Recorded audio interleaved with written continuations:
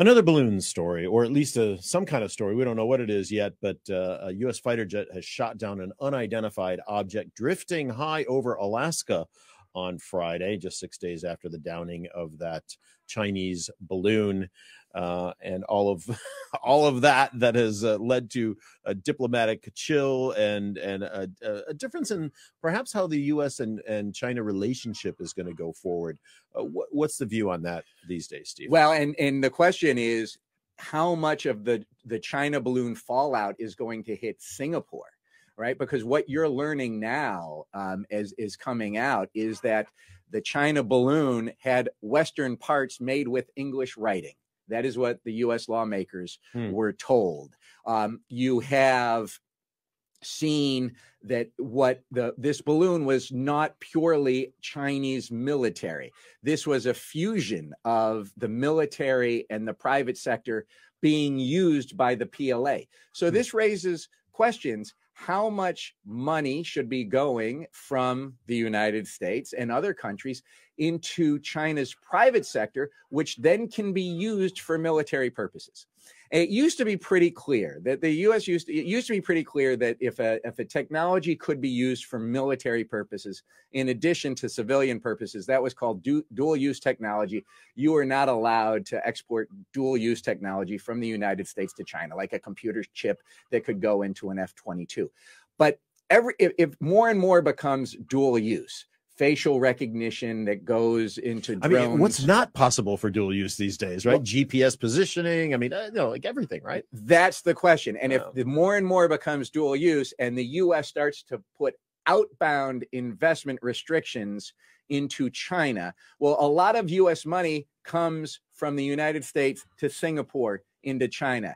So if Singapore businesses that have U.S. investment are not going to be able to invest into China in these types of entities, it is going to have a huge impact on the financial services sector, on Singapore businesses, not just Singapore, of course, but all businesses, but because there is a lot of U.S. investment into Singapore that goes into China.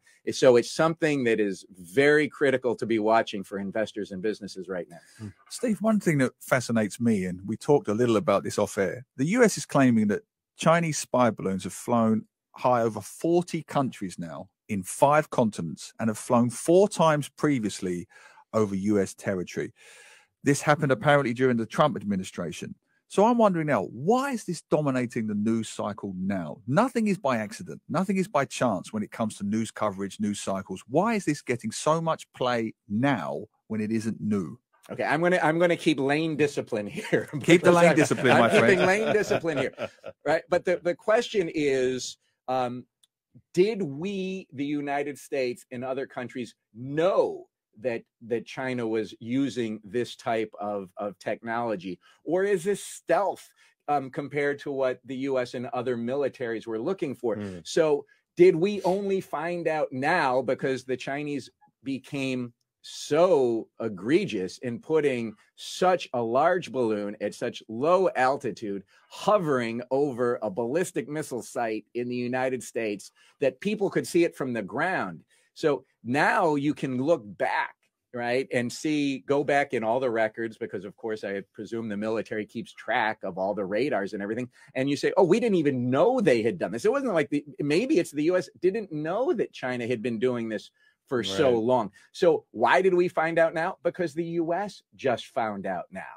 And now other countries are starting to find out now. And now it becomes a lot more serious to be asking the question, what was China doing? This wasn't just some stray weather balloon that happened to float in.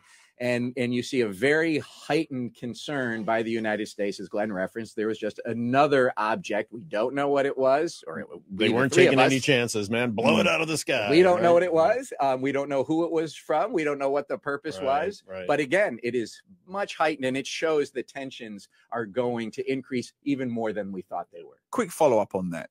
I've heard this week that, as you've both mentioned correctly, that there are many, many ways that intelligence can be gathered, right? They would have known, surely, that this balloon would have been spotted. And there's a line of thought that says this was a deliberate act of provocation, as if the Chinese almost knew that the Americans would see this and be forced to make a decision. What are your thoughts on that that line of thought that this was a deliberate act of provocation on the part of the Chinese. I don't, again, lane discipline here, right? We're not in the causeway traffic. Right. Well, in some ways we are. Yeah, very much so. This was certainly the PLA knew that they were going further. The People's Liberation Army in China knew they were going further than they had ever gone before and they had previous incursions, but this was different.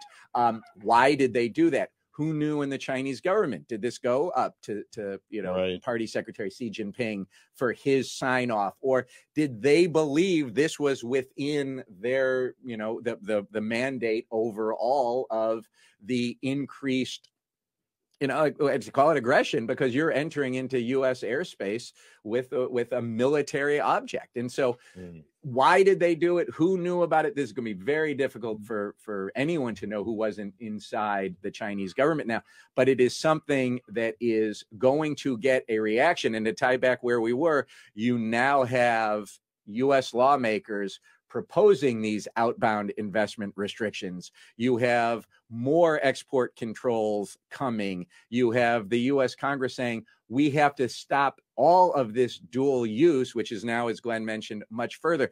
So the fallout from this balloon is going to be much more impactful than we had initially anticipated, with lots of questions. Excellent lane discipline there. Very Excellent good, lane Steve. discipline. Very good.